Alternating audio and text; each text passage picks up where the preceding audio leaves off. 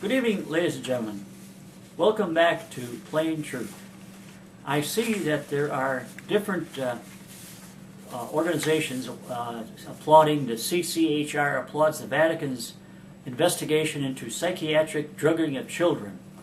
They went on to say the Catholic Church may be the only organization that can counter the corporate greed fueling this industry and making a profit of it and pouring in more and more money for drugs to drug these children and pregnant mothers and causing all kinds of terrible catastrophes.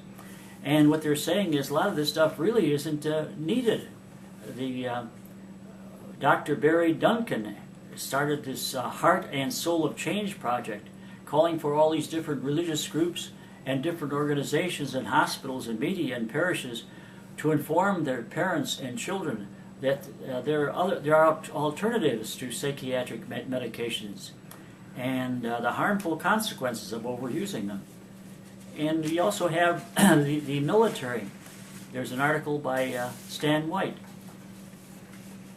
and who survived Iraq War in 2005, only to go home and come up with a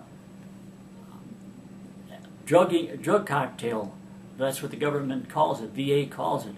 They put in all kinds of different medicines like Paxil, Klonopin, Seroquel, and they said, well, if it doesn't work, we'll give you more.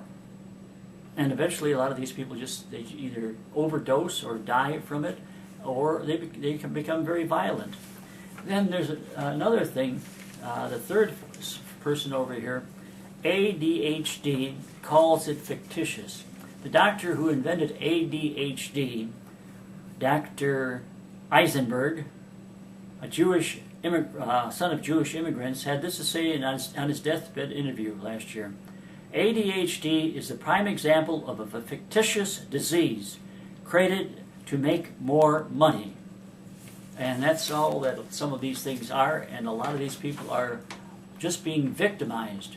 So please check into some of these different things that are going on, because a lot of this stuff is just being made up so that drug companies can sell more money. Thank you for watching Plain Truth.